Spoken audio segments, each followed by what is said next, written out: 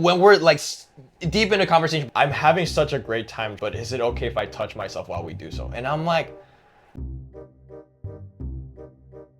this is Charles, my couchsurfer. I'm originally from Taiwan, but I also lived most of my life in Shanghai, and I also studied like abroad in Los Angeles, California, in the U.S., and occasionally been here and there between Vancouver, Canada, and also Taipei. How did you end up in Canada and US? Because my parents actually met in Canada, and then they went back to Taiwan and had me. So before I was born, I'm already sort of Canadian.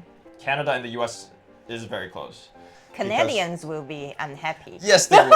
I mean, Vancouver is the most Americanized, and then they also call Vancouver North Hollywood. Because if you ever watch like Spider-Man, Tron, they all seem like Chicago, New York, but it's all Vancouver. Oh, I didn't know about that. Yeah, that's fun facts. Okay. Do you still have any cultural shock, or you think something is very strange when you live in Shanghai, even if you have been living there for a long time? I think the most difficult thing to sort of accept, and growing up in mainland China, it does teach you to kind of like self-censor or like reorganize your wording a little bit. mainland Chinese people always say this, like we're from like same origins, same language, same identity, which is like, I would not deny that's true. But as time evolved, it's also like how history has evolved. It irritates me a little bit when people just say Chinese like out of the blue and just like kind of represents whatever mainland China is right now. Because once you understand history, you'll know that China has different sorts of colors and different shades of like, because would you consider Zhangzu, Tibetans kind of ethnically Chinese? Would you consider Uyghurs Chinese? Would you consider Mongolians? Because like they're also educated that they're Chinese, but in a way, ethnically they're not. So it's... If you ask the Chinese, they would say, Yeah, they're still Chinese. Yeah. 100% sure about that. Yeah. You travel in Hong Kong right now. How was your experience about the customer service here? As my Hong Kong friend told me, they equally discriminate everybody because they're from everywhere. They don't really want to care about, you care about which background or which. They encounter so many foreigners, people from all different backgrounds. In the mainland perspective, they will always say as a joke that Taiwanese people in mainland Mandarin means that we're very cute, maybe feminine side.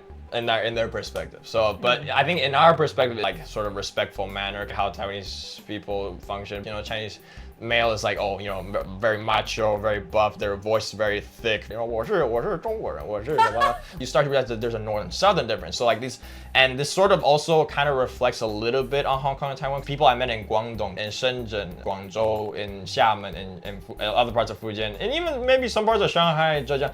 They also kind of have like a similar sort of respect idea or line like us in Taiwan. It's just because the overarching culture, especially being Beijing, what a mainland Chinese should look like, what man or woman should be, is like heavily influenced by the North. The patriotic sort of society, like patriarchy, you should be subservient to your elders. So man always work and female takes care of like the baby and takes care of like. I think Hong Kong girls, they are very independent and strong, including financially and mental and personality. And Taiwanese girl, they are financially independent, but personality, they know how to maintain the dignity for men. Yeah, that's why they are like being cute.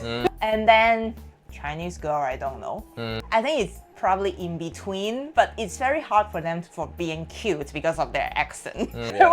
Want to mimic Taiwanese never happened. Every time that I would go to Beijing, they would say that, why are you acting so cute? Stop being cute. And I'm just like, that's just the way I speak, man. If you like this video, please like, share, and comment. How did you start couchsurfing? I started my education in the U.S.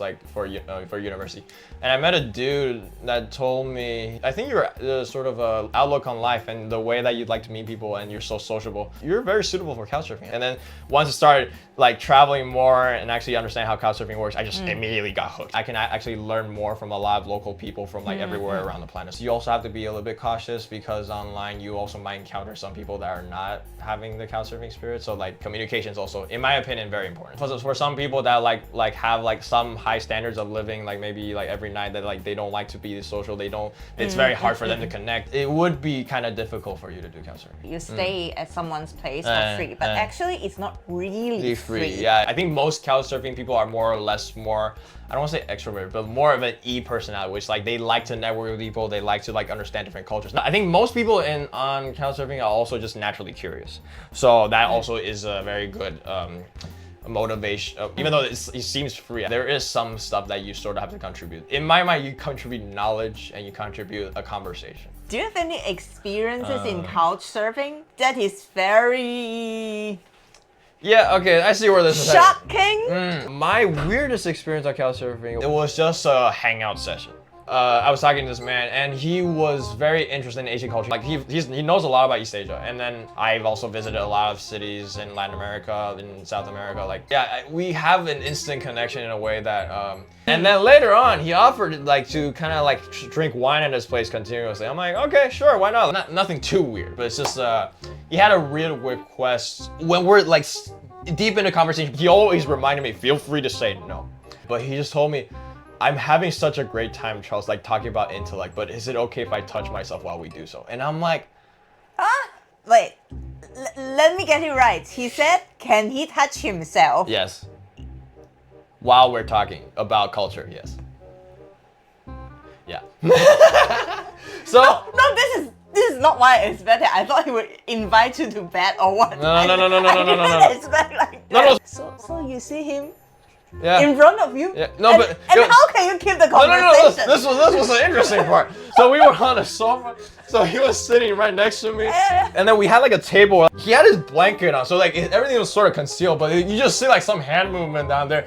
This guy must wanted to do something to you. I didn't realize it's like that. Yeah, What yeah. a good story.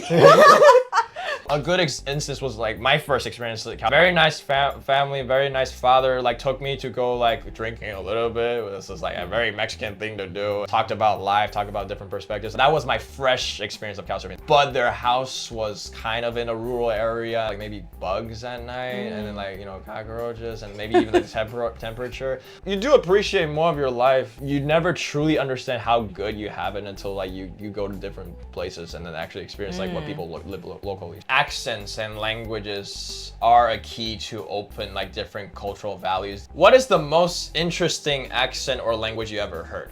Comment down below. Yeah.